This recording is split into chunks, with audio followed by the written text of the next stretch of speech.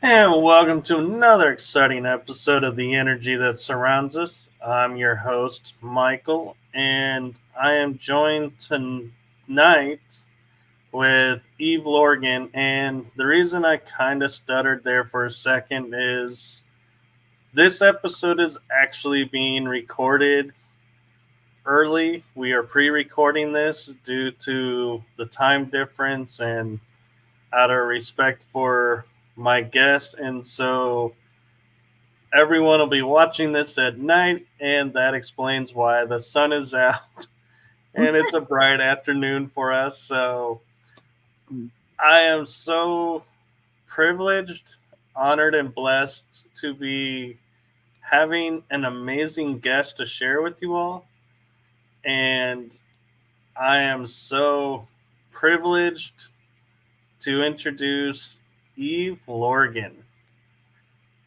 Thank you. Thank you for having me on your show today, Michael. It's a pleasure. Well, thank you for agreeing to come on. And for those of you who may not be familiar with her, she is a 25-year counselor, hypnotherapist professional, and I'm going to ask about this, an anomalous trauma researcher. What is that? Yeah, it's a kind of a hard word to say. I actually heard the term originally used probably in the early 90s by Rima Labo, who is I know she's a professional, I think, psychiatrist from New York. And I had gone to a conference years ago where the topic of her conference was experienced anomalous trauma or treatment and yeah, whatever it was, but that was the term she used, and that kind of fit with many people who are having out of the ordinary experiences that can be traumatic. And most of the research that I was doing, I wanted to investigate not just the UFO phenomenon in general, but people who are having ongoing experiences of contact and especially abductions and things that was related to that phenomena and the paranormal things that kind of sprung from being experiencers of that experience, and then it really expanded into understanding complex trauma, post-traumatic stress, and ritual abuse, MK Ultra, and all the things that kind of go along with what we're even now hearing a lot about.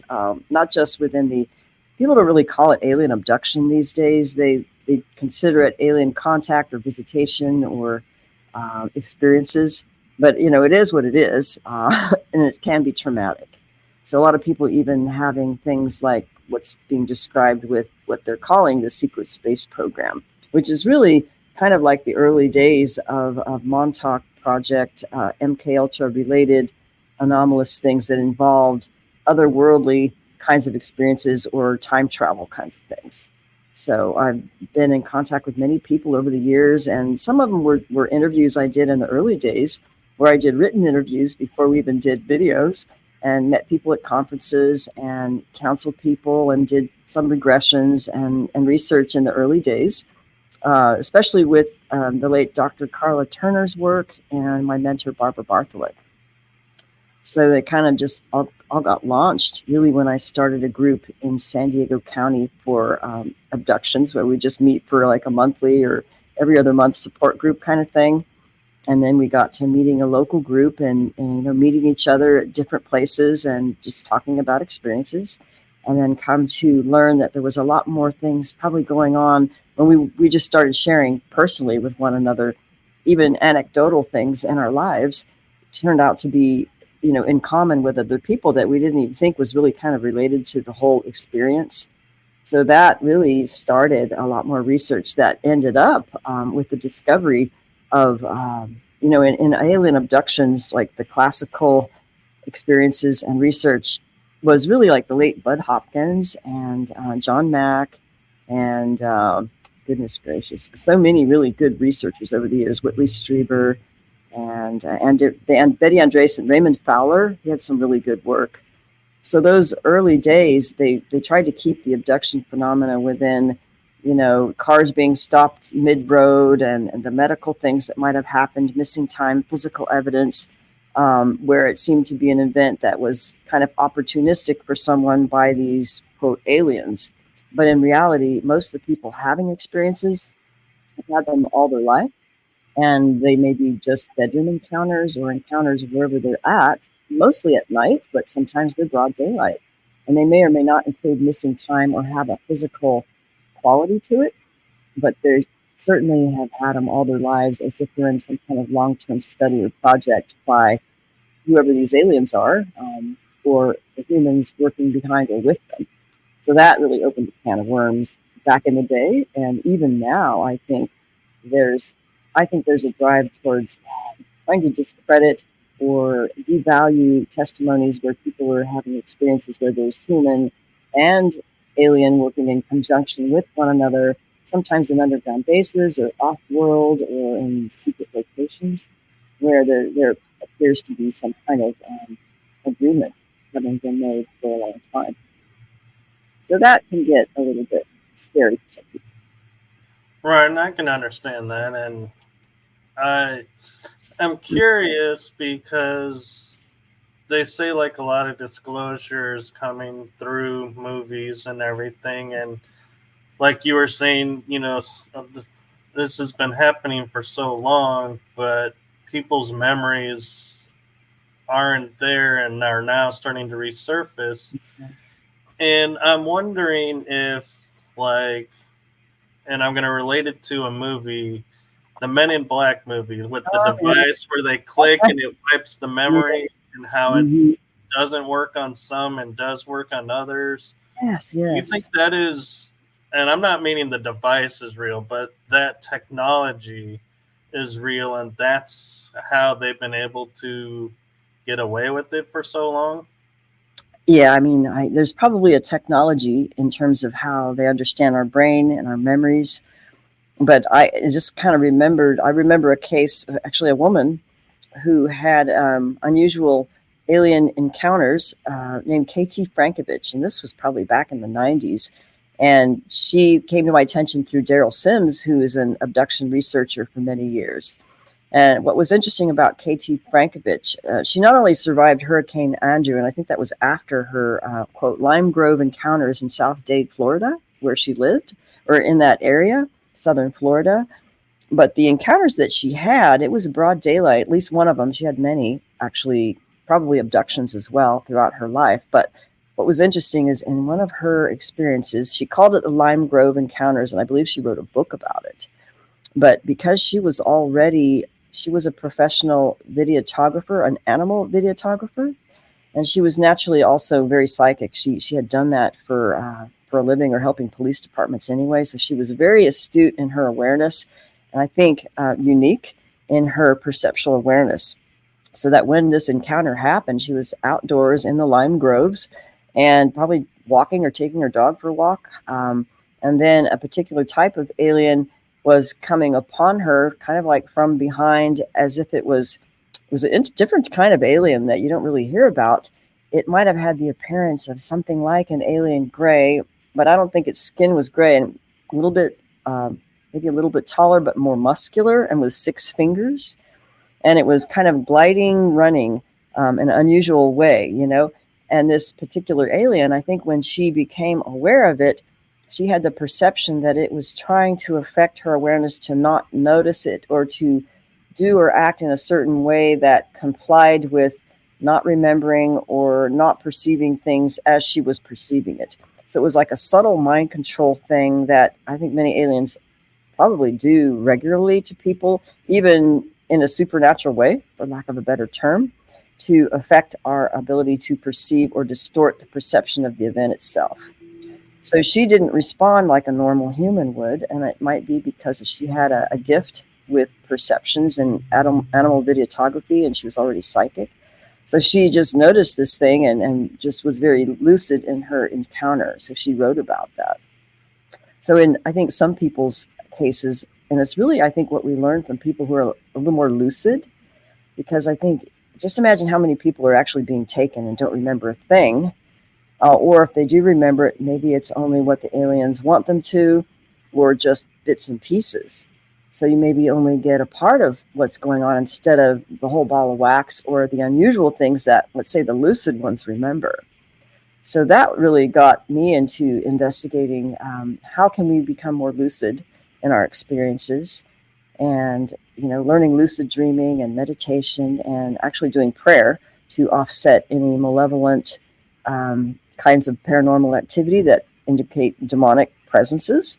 So I believe that being lucid helped us become more aware of the more subtle ways that they're interacting with us, that may be not just in the abduction event with a medical kind of thing or whatever they're doing, but in between, and how they're really monitoring and interacting with us in some other way. So in fact, that was true. And so I learned a lot from Barbara Bartholic, and also my investigative work with James Bartley in San Diego, where we did a lot of things together and met a lot of people along the way, and just got to talking to a lot of people who remembered more than the average, quote, abductee. And so that was really interesting. And I'm kind of curious because, like we're saying, mind is a powerful thing. And I'm wondering if they allowed some of them to, remember things, because here we've been programmed through TV, media, society that if you have an alien encounter, you're going to be mocked. So don't say anything. Right. And so I'm wondering if they never anticipated, like, people like you and others who formed groups and allowed them to safely and feeling, protected, sharing their stories, realizing, whoa, wait a minute, you had a similar experience to me. Maybe I'm not so crazy. And that kind of backfired on them because they never anticipated the group coming together. Yeah, I think so, in the early days at least. And now people are probably doing more sharing online and like Zoom groups, or when they can get together at conferences or meet each other over a longer period of time. I think it's helpful to study people over, 20 something years, if it's even possible, and to just notice the trends in their lives and their families and the relationships. And, if their experiences continue into late when they're older, and if they, effort to make them stop by changing their relationship with the aliens. So, and the medical things tend to really come out a lot, especially with the milabs, but also just the, garden variety abductee who might be used for the hybrid breeding program, or where they take the eggs or the sperm and they, end up on the craft where they see the babies, or they're being interacted with in such a way that a lot of times there's health and medical things that they do. So some of them end up having health problems later, like gynecological things where there's a lot of scarring on the ovaries, for example, things like that. I mean, in the Love Bite, I interviewed someone who, it wasn't just a case history. Maybe I should go back, because the books that I wrote, in fact, it wasn't just about alien abduction. What I did, it was picked out something that I thought was really important that people weren't really talking about, and it was a bit of a taboo to talk about, and certainly not considered scientific. But it was about how many people who were, having ongoing alien or milab experiences were having these setups with love relationship kinds of things, where they were on the craft or in their abduction kind of environment, where they're being set up or bonded with another person, sometimes over time since they were a kid, or sometimes it's more like just, a few months when they're adult, where they bonded together and then they meet in real life and then have a really powerful connection that's beyond, beyond a regular romantic attraction or even a friendship. and it could be like a soul connection. So that's what we called the alien love bite in the beginning, where it would be the romantic thing, and it would actually result in a love obsession with one or both. And then there would be a dynamic that played out over time when there would be a lot of drama during, the love obsession, when the juices are flowing and there's just this powerful, synchronistic, magical connection that might feel like a soulmate.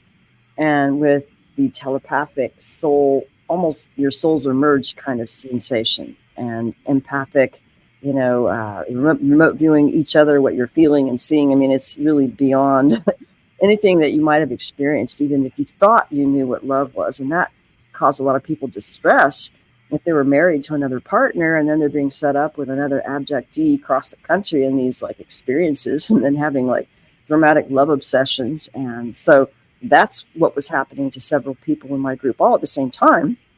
But luckily, because I knew Barbara Bartholic, who was really she was the major researcher and hypnotherapist who had done the regressions for the late Dr. Karla Turner and many of the abductees that were in Karla Turner's books, as well as just others that she worked with. So she had just a special ability to find out deep layers of like the screen memories, and finding out kind of the underbelly of some of these more nefarious things, or even just the weird, unusual things that other researchers really weren't mentioning. Maybe they weren't statistically significant or reported enough to be considered, the norm or something for abductions. So Barbie, knew about she called it the alien orchestrated, the drama of the love obsession, and the alien orchestrated dramas of love obsessions, where they would put people together.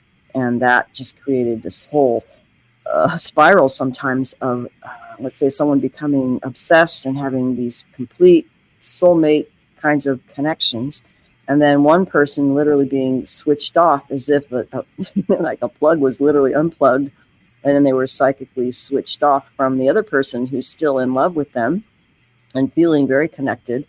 And then it leaves the other one pining away in unrequited love.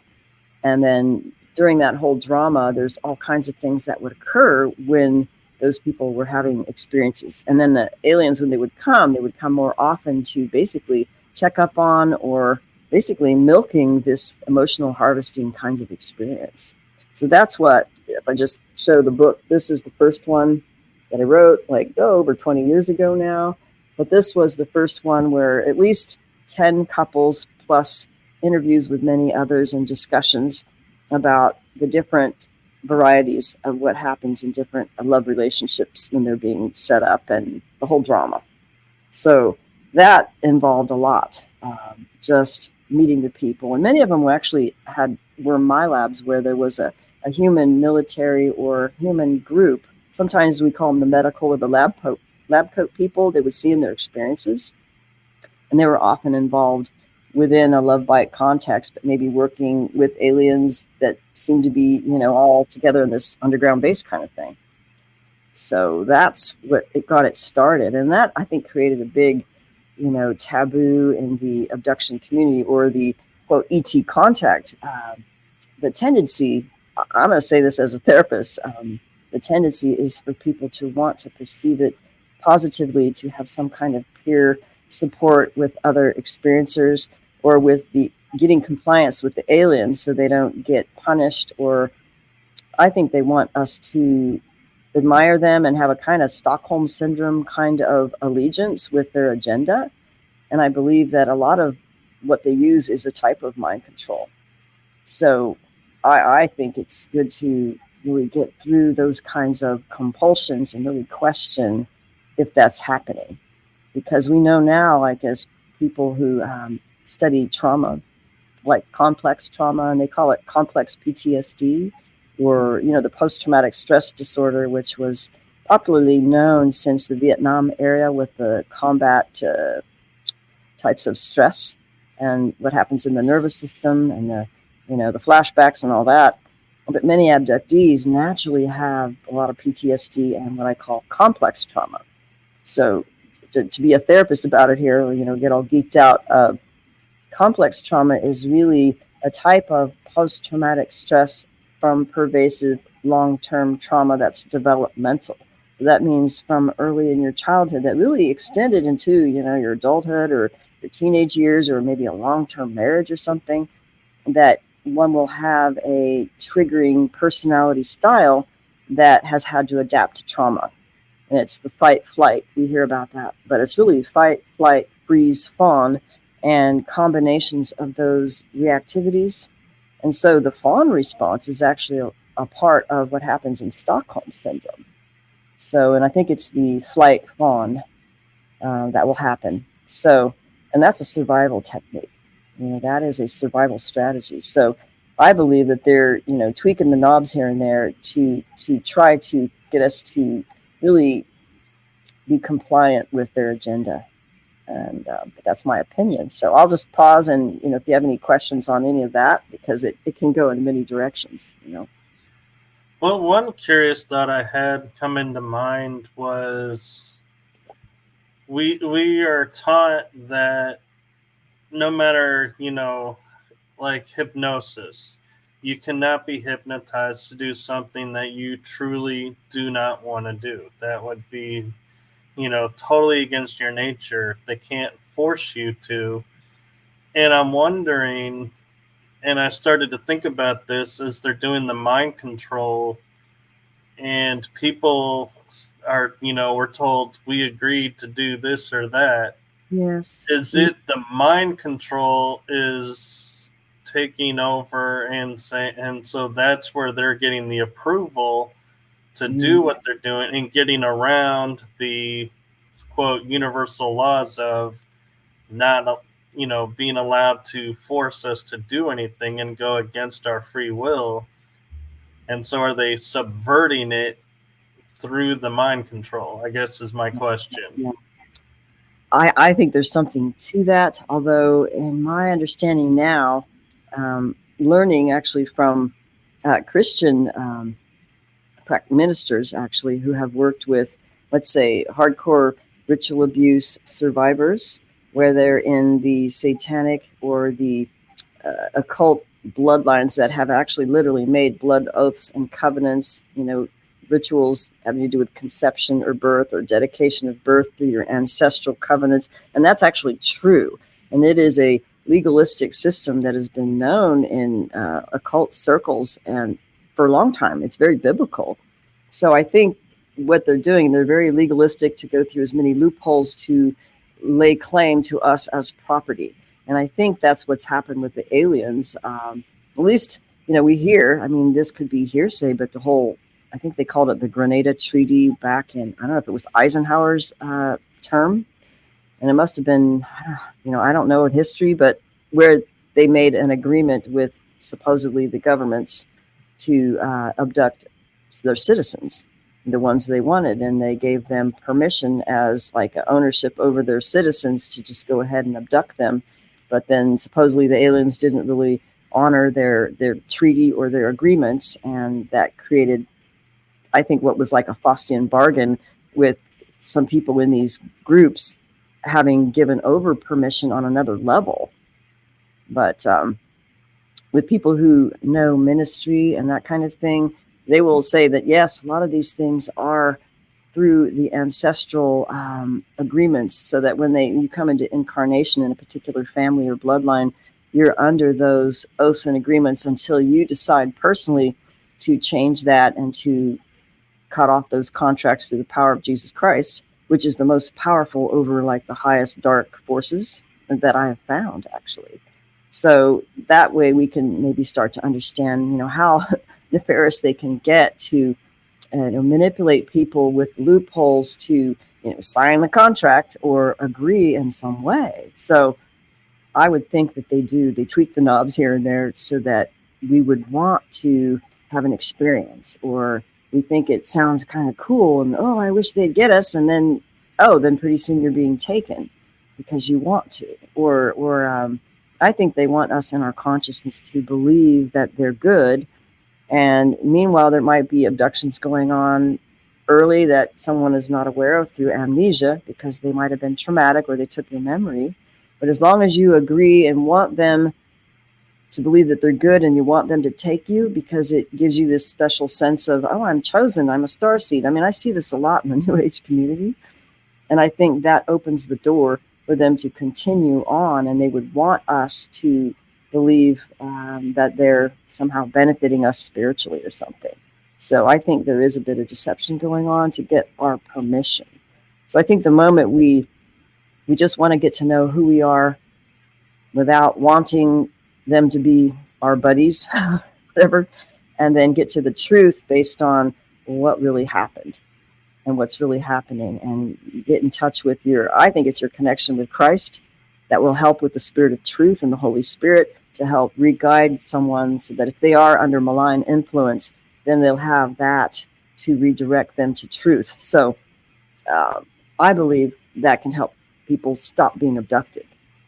So, All right, and another question I had that popped in my mind as you were sharing everything was, in all of your work and over the years, have you found like they're starting to say commonalities of, if you have military background or military in your family, you have a higher chance of being chosen, so to speak, of being watched by the alien races and taken, or specific medical issues that they're targeting those. Have you found that to be true, or it's really everybody, but those are just. well, yeah, there's a lot more with the high level. We call it the Illuminati bloodline families. Some people call it hierarchy system families, that can include the most well-known, occult groups, brotherhood groups, where if there is an allegiance on a high level, then they can lay claim to those lines. And then if they get involved with a high-level military for many generations, and they already have the occult agreements, then they're more likely to be taken because they have permission over those lines already. But they may look for certain genetic qualities. I mean, we've known this from people who were involved in I think it was Fritz Springmeier and Cisco Wheeler were the pioneers who brought out the books about the MK Ultra Monarch undetectable mind control slaves through the Illuminati programming, and how they can tell within 3 generations if a certain trait or quality will be inherited, where there would be a genetic coding. And what they want for their assets is high intelligence, a lot of times psychic or supernatural abilities, and the ability to dissociate. And so that can be inculcated over several generations, where it's just easier for, if this gone on in 3 or more generations, then they have a higher degree of dissociability, and they may have psychic ability and high intelligence or whatever else has been, is in the bloodline. So the whole thing about dissociation is really huge, because that's a reaction, a survival mechanism to, bad trauma, basically, especially from 0 to 8 years old, but more or less by the time you're 6 years old. So if someone dissociates into an altered personality that takes the traumatic memory, then that altered personality that has dissociated is primed to be programmed by others who know what they're doing, like MK Ultra programmers or aliens, for all we know, and SSP, programmers. Then they will use them as assets, because if you can get a good dissociator, you have a good asset that can be programmed in with whatever they decide they want. So that's where the milab, military abductions and Montauk secret space program, the various MK Ultra programs that we've heard about by the whistleblowers like Kathy O'Brien, I believe, was the one that was one of the most well-known, who has gone forward with her testimony, and where it was more political and sex and human trafficking related. But many of them have many different functions besides being used in, let's say, a sexual servicing capacity. Many of them are, athletes or entertainers, or high occult abilities like remote viewing and psychic stuff and precognitive stuff, time travel, combat, scientists, photographic memories, all kinds of things. So many of the times the people who are in these projects who, start talking about their experiences, they know that they have alters, and that, oh, well, I remember my alter in an experience, and they were in this other environment where their alter is like this super soldier or has other abilities that they can't access, and they perceive it as someone else because they can't access those abilities because they've already been pre-programmed in through trauma and conditioning and programming. So sometimes they're chosen in certain bloodlines, and a lot of times the ones who have come forward where it's more evident is their parents were involved in some kind of military, occult, intelligence agency, what I call the military industrial complex, high-level companies where the parents will basically give them over or sell them over to be used in some capacity, and then they just program it. So that's the sad part, because I think that's uncomfortable to consider, that people are being, human rights abuses, absolutely, from childhood. They're weaponizing children from a young age, completely torturing and abusing and sexually abusing them. And so many who have had milabs, I would guess almost all of them have had sexual abuse as children or some kind of extreme trauma that split them.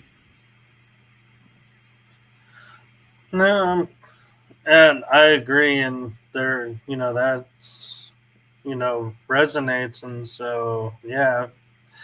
And I'm kind of also wondering, with your practice and your training, for people who, because, the minds have been wiped, so they don't have memories of these events and everything, when you're in sessions or when you're talking with regular people, what are some of the things that kind of are like red flags to you to say, oh, you have been through this and your memory has been wiped, but you can kind of tell, okay.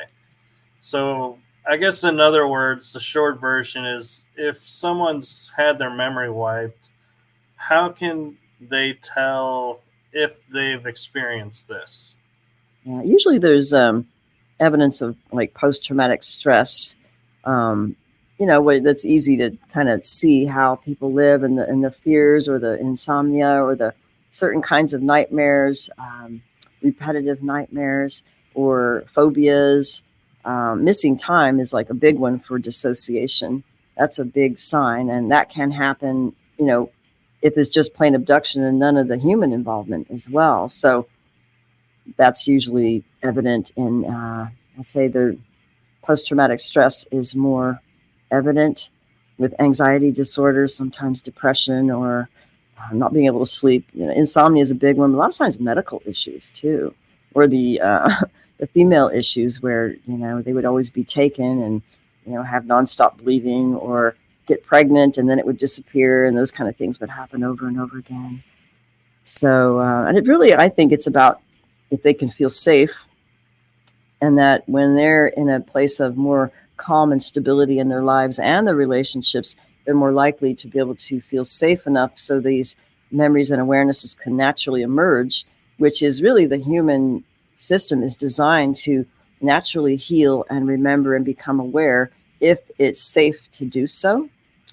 Although in my view, I think the aliens can do a special kind of mind wipe, and because they have abilities that are beyond a lot of what we know. But even people who've had, severe ritual abuse or just child abuse, and then they go through therapy and do trauma recovery and maybe different kinds of body-mind methods where, massage and getting the vagus system and the parasympathetic nervous system more balanced, and, detoxing and having healthy relationships and nurturing, then those things can happen spontaneously. With gentle nudging, or even in their meditations or in their dreams, it just starts coming up. So I prefer to work when it's natural and safe, instead of, hardlining it to get those memories out, because oftentimes, I've noticed this, people think, oh, I just want to get a hypnotic regression. I want to find out about my events and what happened, But on a deep emotional and even a spiritual level, sometimes it's so traumatic or They don't realize what it would mean to actually have that come fully on board in their awareness, in their body, mind, spirit, that it actually wouldn't be safe, and that we have a safeguard of amnesia sometimes too.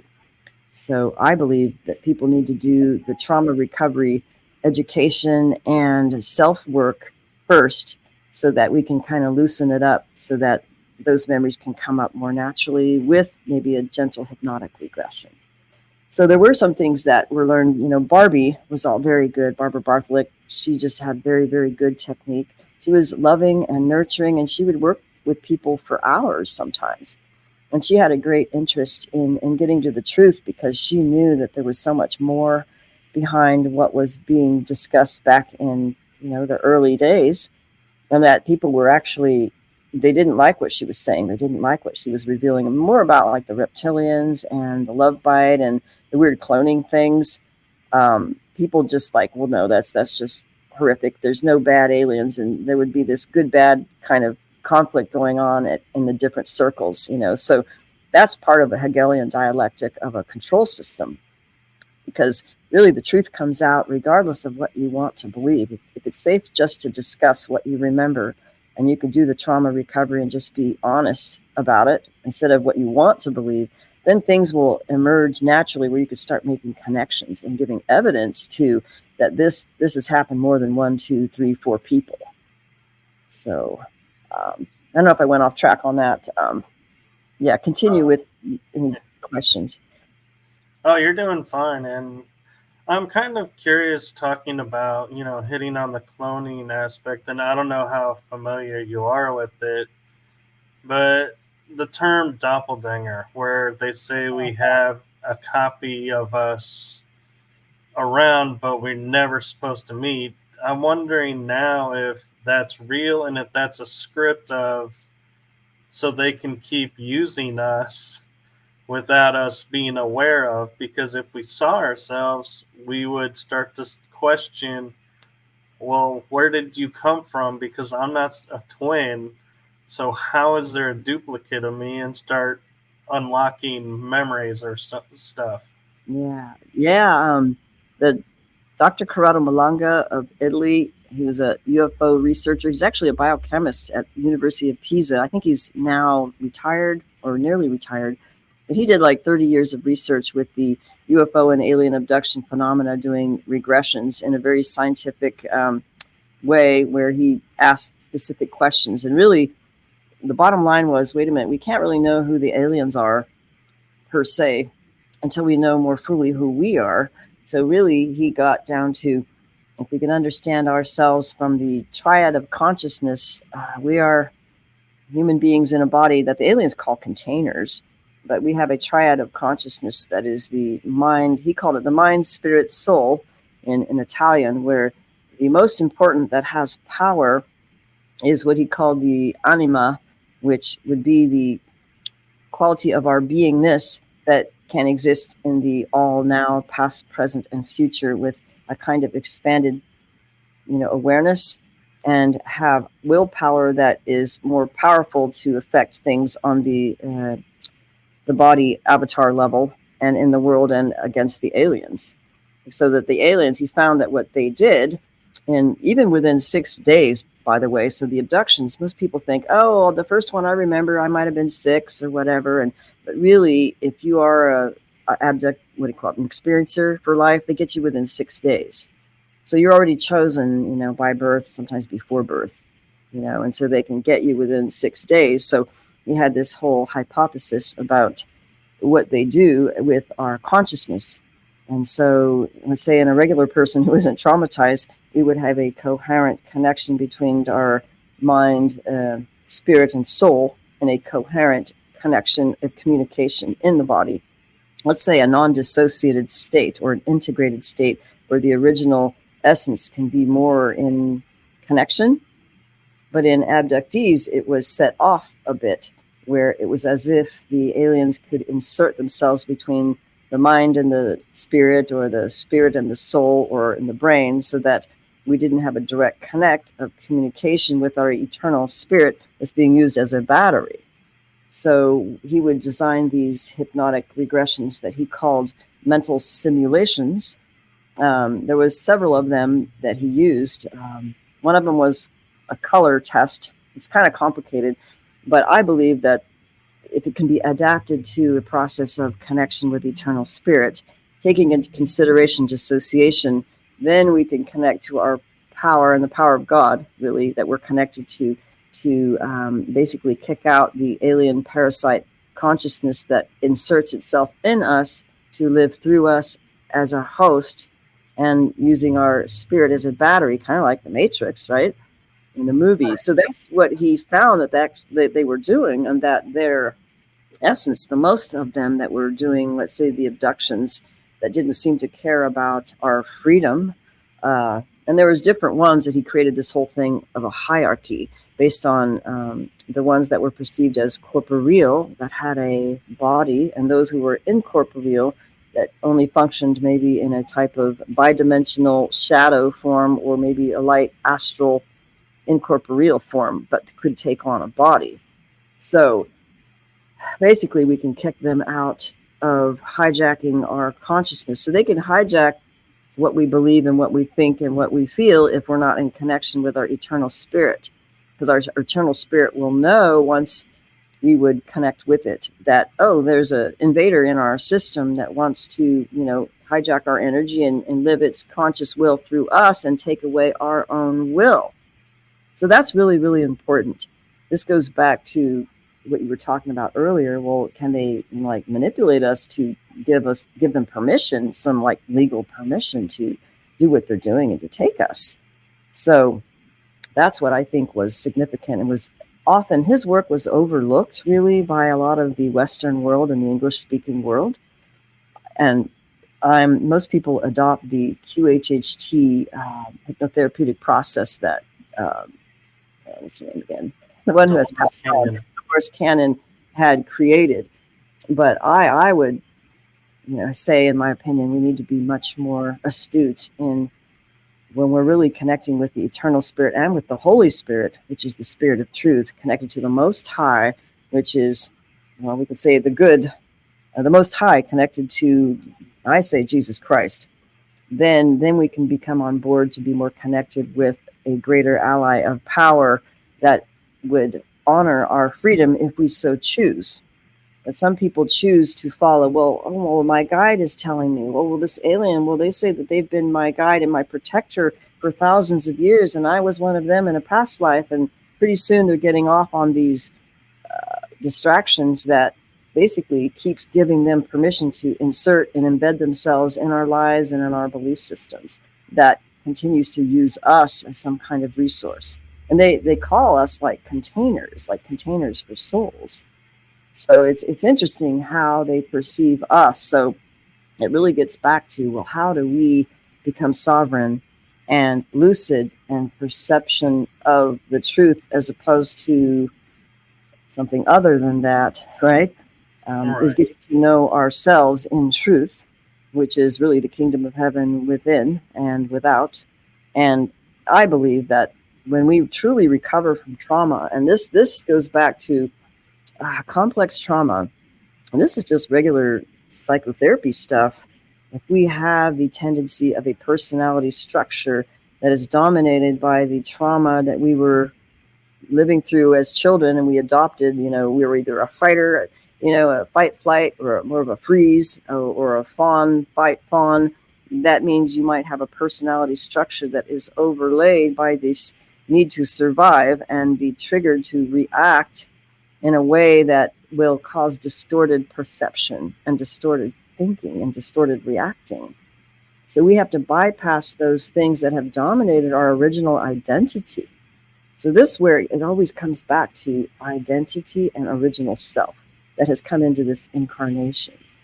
And so that we must get to know, what is our original self, our original identity, that, let's say, before dissociation, or no longer having that dissociative quality of, there's still an altar out there being accessed in a secret space program, and I can't help it. They take them and they'll put those in clones, by the way. So they can make copies and they can make clones. So this is something that Dr. Corrado Malanga made, that there was a distinguished difference between when the aliens make a copy of a human versus a real human clone. So, and I think they did more of the copying, but we know now with many of the people who have come forward and remembered testimonies like the Ted Rice case in the Masquerade of Angels book by Dr. Karla Turner. He describes what it was pretty traumatic. I mean, I think he was only between 8 and 10 years old when he experienced this. And it was only through many regressions and spontaneous recall of what happened that he basically was subjected to a switching out procedure from his original body into a clone body. So that's where it comes into, well, why would they want to create clones? And they may have different reasons for clones.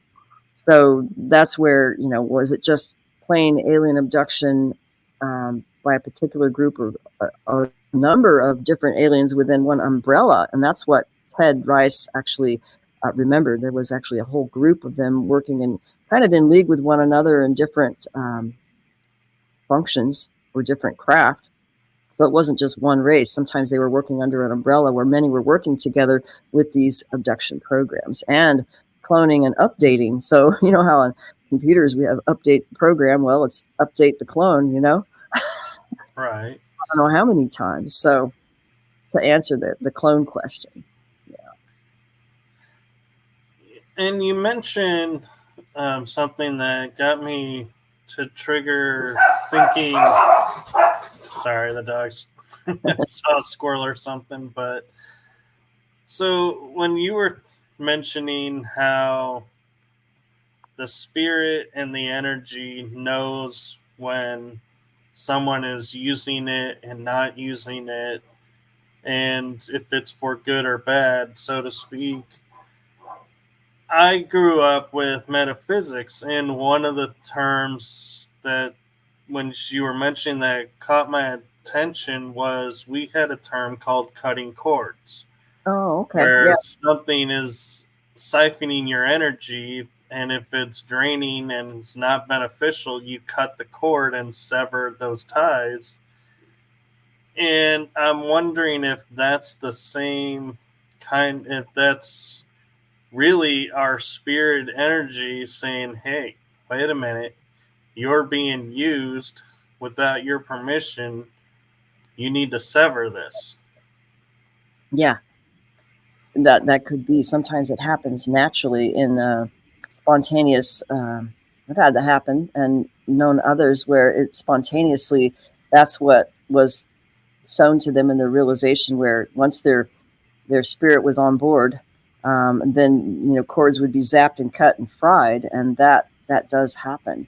And sometimes that's how people perceive things in different ways. When there is a cord, whenever there's a covenant or a connection made with another person, sometimes those exist naturally. In fact, it was the late remote viewer Ingo Swann wrote a book called Psychic Sexuality, and it was actually a really good book about his perceptions of the energetic connections between people, sometimes on a sexual level where, people were meeting at bars or whatever, and there would be, the sexual attraction, and he would see these like tendrils like flying out and connecting like, octopus, whatever. But it's actually, you can perceive these things if you're a clairvoyant, that these things exist naturally with, families or pets or, natural connections. And so they're not all bad per se, but I think that there's connections that exist if we've made any kind of agreements. Sometimes we don't know where there's a claim of property on our bloodline through blood oath covenants with occult.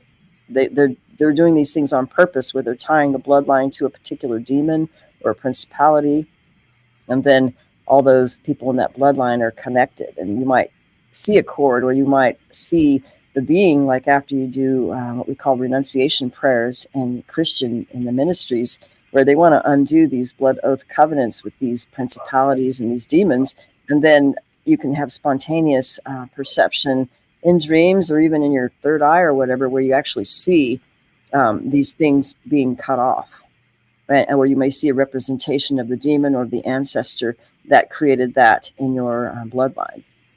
So there's all kinds of therapeutic things that people can experience in a very unique way where you're going through, let's say, take people through a guided, I call it like a guided hypnotherapy. You don't necessarily put them under in a deep trance. You really assess, their what's coming up for them, that you allow them to remember and discover their own truth through gentle guidance.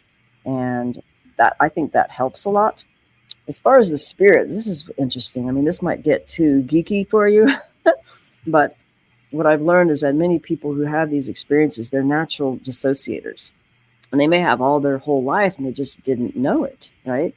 Depending on their family system and how they were raised or abused, they may have natural dissociation, which occurs, very early in life. So what can happen is they'll have an alter part of them that's existing maybe in the back of their brain or in another dimensional reality or in the astral plane that is only aware when it gets triggered. And so sometimes they stay that age, like a 3-year-old or something.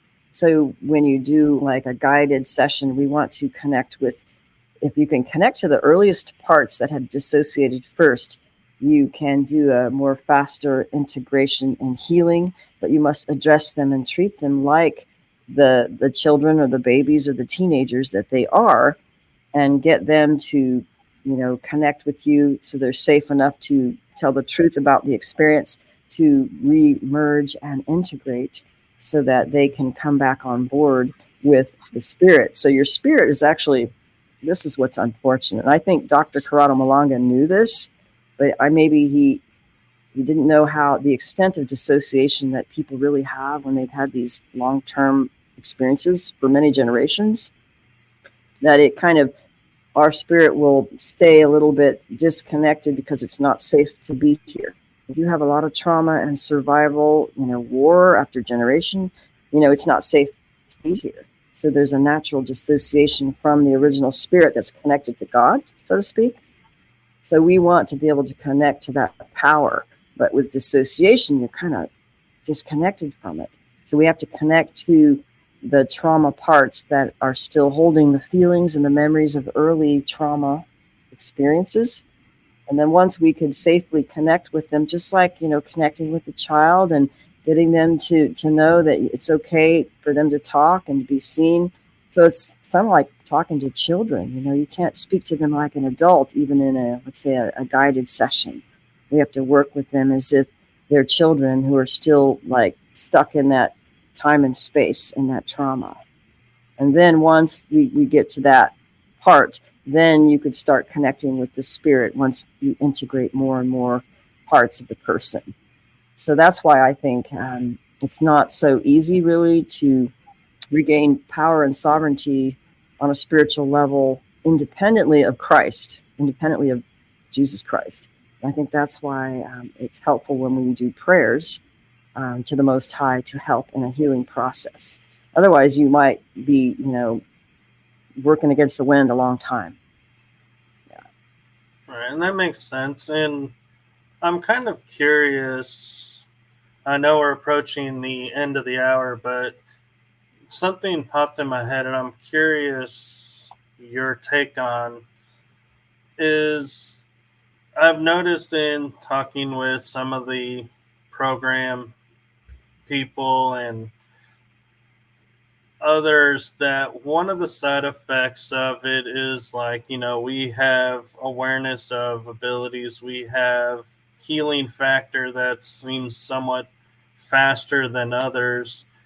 Do you think that that's possible because we're integrating the alters in a more natural way and the body just is retaining memory, and it's a side effect of them, like we were saying earlier, upgrading so that they're aware of the new consciousness, and so parts of what they're learning is bleeding back and becoming blended into our current? Yeah, because they may have parts that are that have been trained, conditioned to have abilities like remote viewing and precognitive stuff and time travel, and then they may have that alter do that a lot, so that you can have a bleed through of those abilities in your regular host personality, as they call it, or your primary identity. So you can, and I think that they train us, in these altar environments where they're working sometimes with the altars, but some people are aware when they're being taken that they're training them to do things, and that in these other environments they have more abilities like levitation or bilocation or psychic, combat and all kinds of things. So it seems like in the other environments they can have more heightened abilities. And some people that I've interviewed, like over the years, there was a man named Michael Relf, and I think he was one of the early ones who talked about the Mars Defense Force before even Randy Kramer came out to talk about this, the Mars, when there's a lot of people on Mars and the different programs. And that in his training as a military, I think they got him later, but it was like split brain training and with drugs, and that certain drugs, like many of the people who took these drugs that would heighten supernatural and psychic abilities, that some people it worked great on if they trained them gradually into this with this split brain. Whatever, they did a lot of extra training in sometimes the alter personality, but sometimes with drugs and hypnoprogramming. But sometimes those same drugs could kill or injure others in the process. So, but it's as if, in the other environment, they might have more heightened abilities, but in the regular environment here, you may not have access to everything they're doing to actually heighten those abilities. So I think it really depends on the person, Okay. Well, we've come to the end of the hour, so where can people find your books and you if they have questions? Okay, well, my website is evelorgen.com. I'm on Telegram, an Alien Love Bite Telegram group. My email is elorgen@gmail.com. I also have a Twitter account, and Amazon has both my books. I have hard copies myself. If you want to get them directly through me, you can through my website. So, and then I do sessions with people also through Zoom, and I've done that for years. So, one last question to wrap this up is, and it's something I like to do and I don't always get a chance to do, is with your work and your personal experiences, what is a golden nugget that you would love to leave the listeners with? Well, yeah, I believe that we do have sovereignty if we really seek to know the truth in all our heart, all our mind, all our soul, and that it is about healing and trauma and integrating and recovery of original self.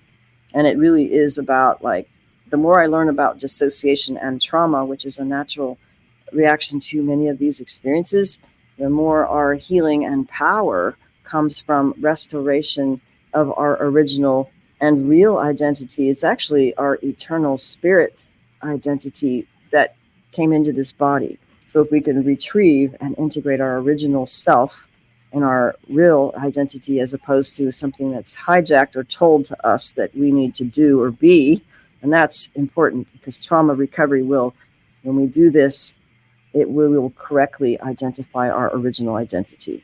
And so that's where our power returns, to not have to be under someone else's program to be accessed. So that means our freedom is dependent on restoration of original and true identity. So that's a big one there, but yeah. Yes. Well, thank you for that, and thank you for coming on and sharing with us your knowledge. I greatly appreciate it, and for trusting me, because I know we had not met, and so thank you for trusting me to come on and be a guest. Okay, well, it was a pleasure, and thank you for having me. And just let me know if anybody has questions, and that I can get the link later and put it on my own website and social media as well. Yes, I will send you the link, and I can even send you the episode if you'd like, and you could upload it direct. Okay, yeah, just send it to me, and I'll get that going. And yeah. Well, thank you, and to everyone who's watching this, wherever you are in the world, make it a lovely day, lovely evening, afternoon, treat yourself as you are your unique self. Don't let others tell you who you are. Be yourself. Be authentic. Live in integrity. And as Eve pointed out, find your true self. Don't follow others. Follow what resonates with you. Thank you all, and thank you, Eve. Good Thank night, everyone. you.